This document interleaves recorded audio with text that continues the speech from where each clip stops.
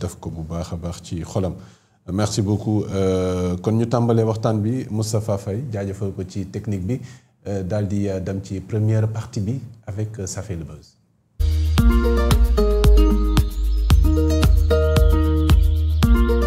Ça fait le buzz le premier point de Ça fait le buzz ñu jagleel ko li nga xam ne moo di mobilisation de ressources bi ak le ministère des finances et du budget bi nga xam ne daal dina xam ne ni ki démb ne daal dinañu mobiliser lu toll ci 99 milliards de francs CFA gannaaw rek benn opération d'émission de titres par adjudication si marché domestique bi loolu daal di rek wane ni bu ñu sukkandikoo ci ministère des finances et du budget ne investisseurs yi naam ne sax jafe-jafe am na ci wàllu conjoncture économique bi waaye teewul ñu ngi bàyyi xel Sénégal ba tey Omar lii nii lu muy signifier le fait que Sénégal daal di à la base sax c'était 90 milliards la ñu soxla woon waaye yëf yi dem ba 99 soit plus de 110% d'objectifs yoo xam ne atteindre nañ ko qu'est-ce que ça peut signifier?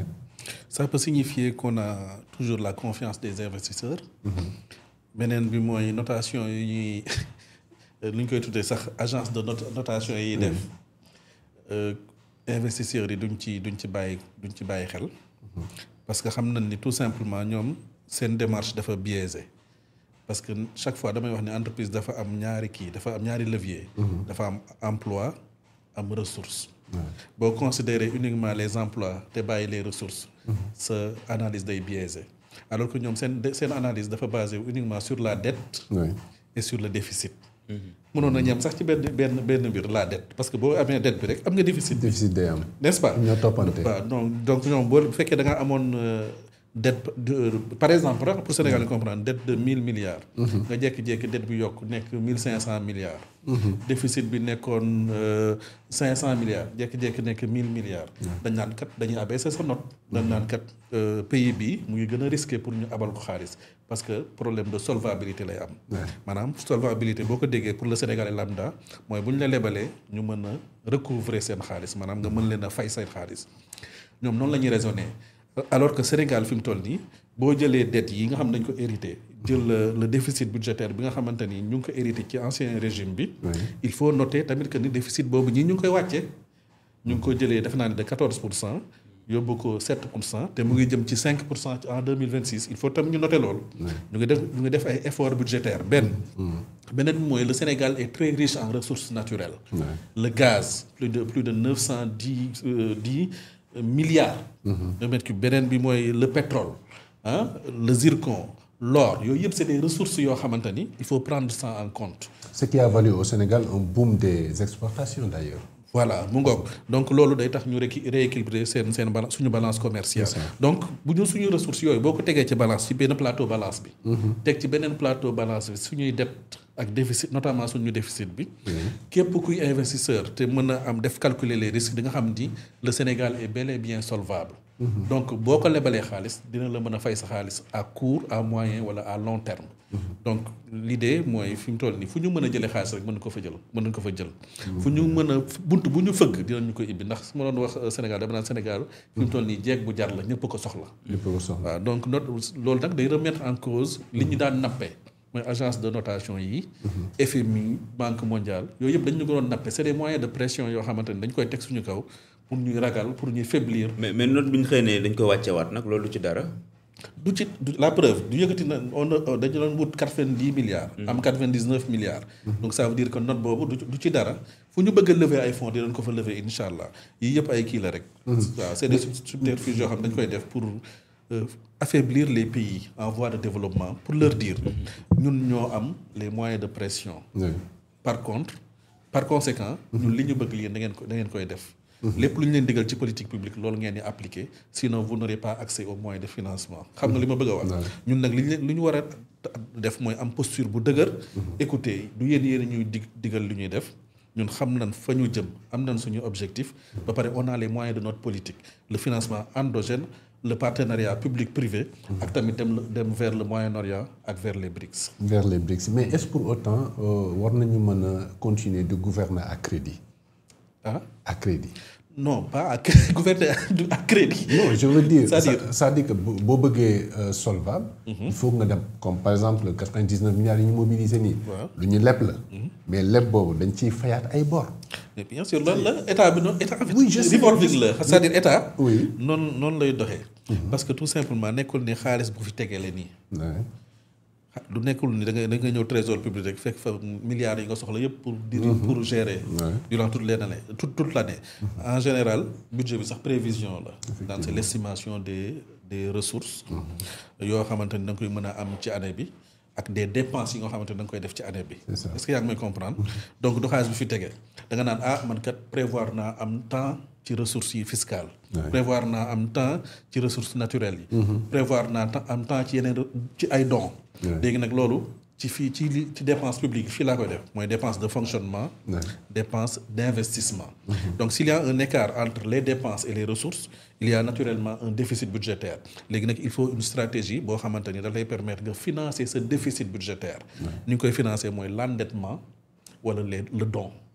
comprendre endettement bi nag mooy lii lever des fonds sur les marchés financiers mooy li ñuy wax ni obligation yi bon du trésor ak li ñu def nii wala li ñu lancé woon APE bi appel public à l'épargne ak yu demee noonu beneen bi tamit am na loo xam ne am na beneen modèle de financement boo xamante ni gars yi yëkkateeguñ ko mooy le financement participatif c'est-à-dire on demande aux citoyens la commune a un projet citoyens yi ci boppam ñoom ñoo koy financer seen bopp sans la mainmise de l'État. sans la mainmise de l'État. loolu tamit il faut qu'on aille vers ça. seen taxe 1% mënuñu ko boolee ci volet financement participatif bi. non taxe 1% bi ci kii lay nekk.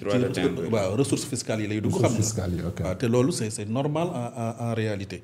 parfois sax daan nañ ko fay ni ñàkk dawul saa yoo defee espèce dépôt ci banque beeg yu demee noonu. dañ naa la fayal temb ay 200 francs wala boo sa compte épargne. wala ngay retirer da lay. donc yàgg nañ ko fay loolu du problème pour sénégalais. ba pare Sénégal on a un peuple boo xamante ni en réalité on n'est pas avare. bul fàtte ni sénégalais yi ñooy tabax Massalikul Jinaan plus de 20 milliards. université bu 29 milliards. donc université bu Touba 37 milliards.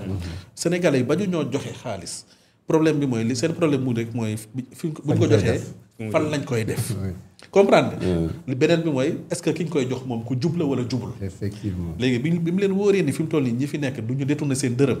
bi ñu laajee 300 milliards APE. ils ont donné 450 milliards. effectivement.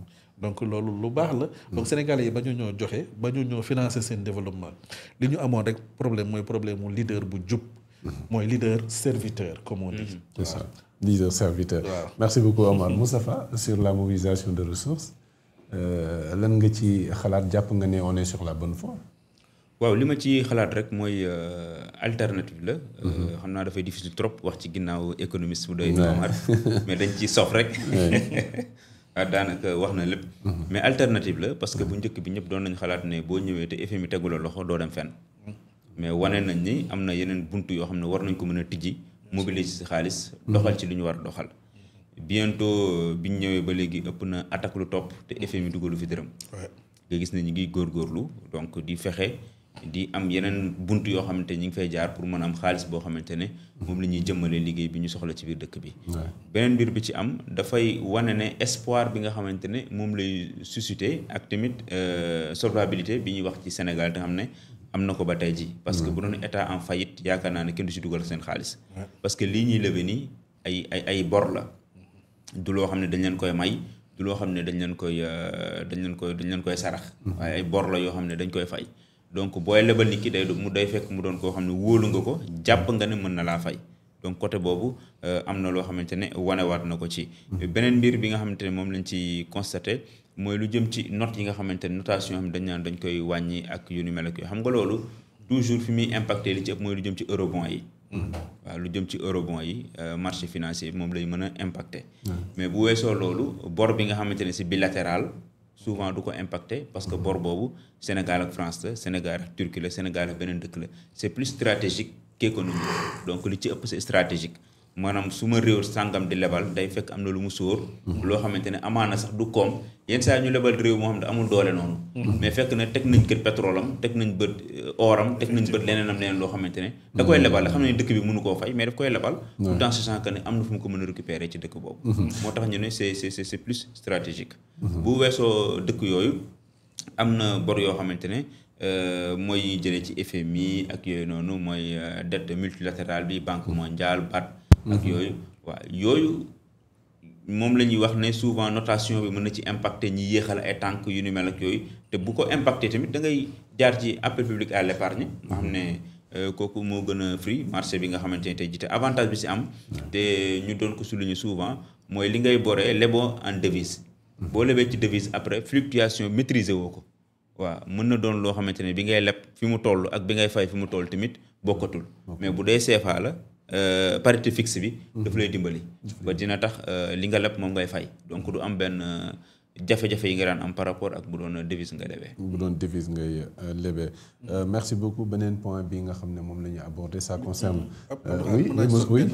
oui xam nga état bi dafa soxla xaalis te on a un pays boo xamante ni on a 97% d'entreprises informelles ça veut dire que ñooñu impôt xamu leen loolu c'est un manque à gagner énorme pour man dañoo war a développer benn stratégie boo xamante ni dañoo war a sensibiliser l'ensemble de ces entreprises pour mën leen a enrôler de telle sorte que ñoom dinañ mën a fay impôt sur les sociétés dinañ mën a collecter ñenn ñi TVA di ko reverser à l'État donc dinañ mën a renflouer un peu les caisses de l'État 97% laa la wax des entreprises sont dans le secteur informel loolu ay milliards yu bëri la donc maa ngi woo état bi pour ñu xalaat ci loolu wut benn stratégie boo xamante ne dina leen mën a formaliser ba pare recouvrer foofu ay impôts yoo xam mais en même temps mettre en place un mécanisme de boo xam ne dañuy mettre à disposition certains marchés pour ces entreprises là bu ñu leen formaliser. bien sûr ñu am accès à des marchés. nga xam ne mooy stratégie bi nga xam ne stratégie bi day global.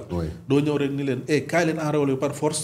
fay impôt bu boobaa ñoom li ñuy xalaat mooy lii kat du sama intérêt ndax man damay génn xaalis di joxe mais boo leen nee kaay leen enrôler wu ndax am ngeen ay opportunités. gagner ay marchés. kaa leen enrôlé wu ndax am ngeen opportunité participer au développement économique de votre pays. Convaincre leen avec une bonne stratégie. avec une bonne démarche. bu boobaa ñoom dinañ sawar ci ñëw enrôlé wu nga mën a jël foofu le maximum d'impôt ci ñoom. pour mën a financer ce développement. c'est ça mais xamal leen aussi ne impôt bi aussi devoir la. c'est important merci beaucoup leneen luy devoir mooy justice daal di indi leeral ci yenn ci dossier yoo xam ne. jotoon na fi am te ñu jàpp ne leeral daf ci war a am ala kulli xaal mooy lu jëm ci faatuk wala rayuk ki nga xam ne moo di Fulbert Sambou ak Didier Badji tey nag tribunal bi